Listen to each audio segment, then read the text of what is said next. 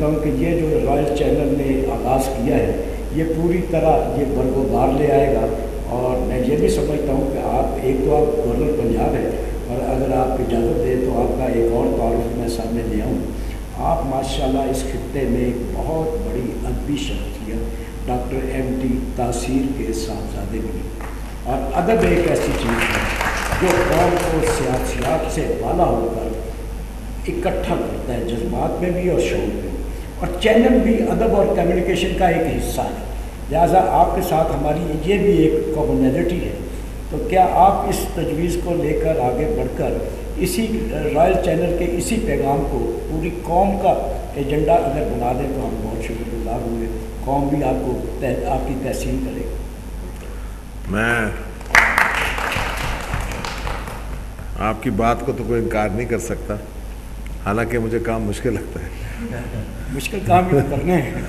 لیکن یہ ہے کہ جہاں تک میرے والد صاحب کا تعلق ہے، آپ کو یہ بھی 1948 میں جب لیک سکسیس میں یونائٹڈ نیشنز کا تاریخی پلیبسائٹ یونائٹڈ نیشنز جنرل اسمبلی میں پاس ہوا تھا،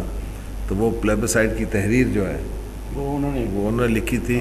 اور انہوں نے لکھی تھی پطرس بخاری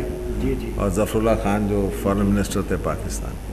تو ان تین لوگوں نے وہ تاریخی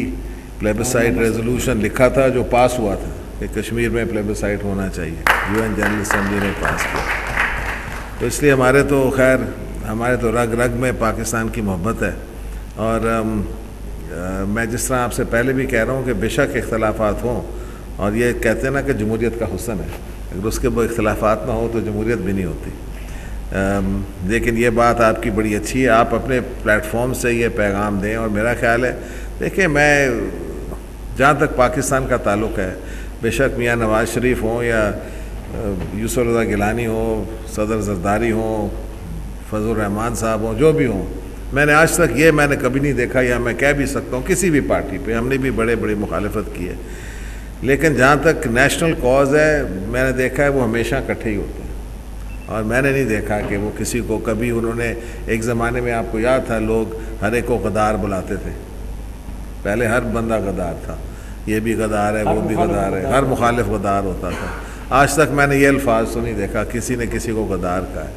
تو یہ بھی ایک بات ہے کہ ایوری باڈی ایکسیپٹس کہ دے آر پیٹریوٹک پاکستانیز، اگر کسی کی سوچ الگ ہے تو ٹھیک ہے، ہم ہر ایک بندہ تو متفق نہیں ہو سکتا، لیکن طریقہ کار یہ ہے کہ آپ عوام کی عدالت میں آئیں، اپنے موقف وہاں پیش کریں، الیکشن کے ذریعے، میڈیا کے ذریعے، یہ سب طریقہ کار ہیں، اور اس طرح جس طرح سب سے بڑی عدالت جو پاکستان میں عوام کی عدالت ہے،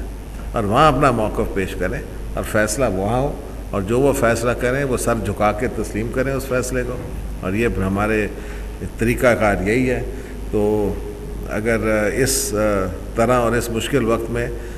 دیکھیں، آپ ایک بات آپ سوچیں کہ اس وقت ایک نیا تجربہ ہوا ہے پاکستان میں کہ یہاں مخلوط حکومتیں بنی ہوئی، پہلے یہ طریقہ کار نہیں تھا، ایک بندے کی کامیابی جو ہوتی تھی وہ دوسرے کی بربادی ہوتی تھی، اور لوگ اس طرح ہی چلتے تھے، محاذرائی بہت زیادہ تھی۔ ابھی ہم نے 18ویں ترمیم بھی،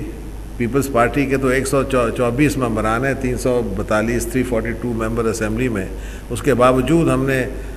18ویں ترمیم کو پاس کیا، تو یہ اس کے 2/3 حصے کی ضرورت ہوتی ہے، اور مکمل طور پہ پاس کیا۔ تو جہاں تک پاکستان کے فائدے ہوتے ہیں تو اکٹھے ہو جاتے ہیں، ایسی نہیں ہے، NFC ایوارڈ میں بھی یہی ہوا ہے، اتنے سال پہلے نہیں ہو سکا لیکن اس حکومت نے آ کے پاس کیا، اور اس میں ساروں کو میں خراج تحسین ہماری درخواست کی پبلک ڈیمانسٹریشن ہو جاتی ہے، جس طرح رائل پبلک ڈیمانسٹریشن کر رہا ہے۔ جی بالکل، یہ سب چیزیں جو ہیں اس میں ایز اے سیڈ مایوسی کی بات نہیں ہے، جہاں تک ایسی باتیں ہوتی ہیں پارٹیاں اکٹھی ہوتی ہیں، اور آپ دیکھیں مخلوط حکومتیں وہاں بنی ہوئی ہیں اس ماضی میں، اب MQM کی اور پیپل پارٹی کی حکومت بنی ہوئی ہے سندھ میں، آپ کو پتہ ہے ماضی میں کتنے اختلافات تھے، یعنی شدید اختلافات تھے، اس کے باوجود اب انہوں نے اپنے اختلافات کو پیچھے کر دیے ہیں، اور پاکستان کو اور پاکستان کے مفاد کو دیکھتے ہوئے مخلوط حکومتیں، وفاق میں بھی MQM بھی ہے، مختلف پارٹیز بیٹھی ہوئی ہیں، ANP بھی ہے، مولانا فضل الرحمان، کئی جگہ ان دونوں کے آپس میں بھی نہیں بنتی، لیکن یہ میرا خیال ہے اس حکومت کی خوبی ہے کہ کہ ان دوستوں کو بھی بٹھایا ہوا ہے جہاں آپس میں بنا ان کی بنے، لیکن کسی کو سندھ میں، کسی کو سرحد کے پی میں، کسی کو وفاق میں. تو ہم نے اس دوران اس 2 سال میں ہم نے کافی پولیٹیکل سیاسی میچورٹی دکھائی ہے، اور ہمیں جو پہلے برداشت نہیں تھے ایک دوسرے کے لیے، اب میرا خیال ہے ہم اس وقت سے گزر چکے ہیں. اور یہ ایک پروسیس ہے، یہ چلتا رہے گا. اور جب ہر ایک کو یقین ہے کہ جب بھی فیصلے ہونے ہیں تو عوام کی عدالت میں ہونے،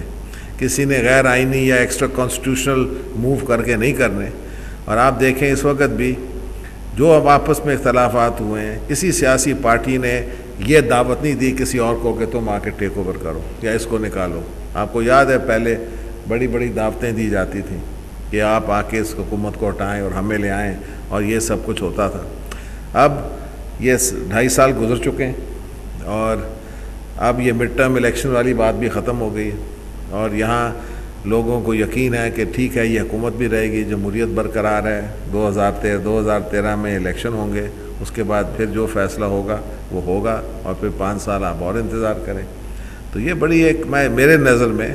کبھی ہم لوگ جب تاریخ ہمارے آنکھوں سے آگے سے گزرتی ہے ہمیں کبھی نظر نہیں آتا ہے. بعد میں ہم سوچتے ہیں کہ ہاں یہ واقعہ یہ ایسا موقع تھا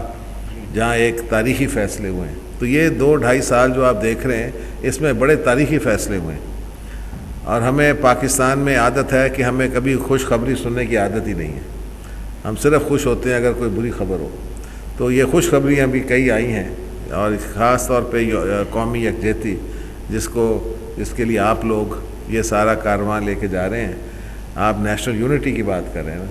تو نیشنل یونٹی میں یہ سارے جو فیڈریشن بلڈنگ، یہ جو ساری چیزیں ہوئی ہیں ان کو آپ یاد رکھیں، اور آپ ان کو بھولیں مت، کیونکہ یہ چیزیں جو ہیں یہ پاکستان بعد میں شاید 5 سال 10 سال 15 سال پہلے لوگ یاد کریں گے. جس طرح 73 کے آئین کو لوگ یاد کرتے ہیں کہ یہ بہت تاریخی فیصلہ تھا یہ سارے پاکستان کے لیے تو یہ بھی چیزیں یاد کریں گے. تو انشاءاللہ جس طرح میں نے کہا ہے، آپ پھر دوستوں کو مبارکباد، اور کراچی میں جب آپ پہنچیں گے تو میرا پیغام آپ کو ملے گا. بہت شکریہ. بالکل.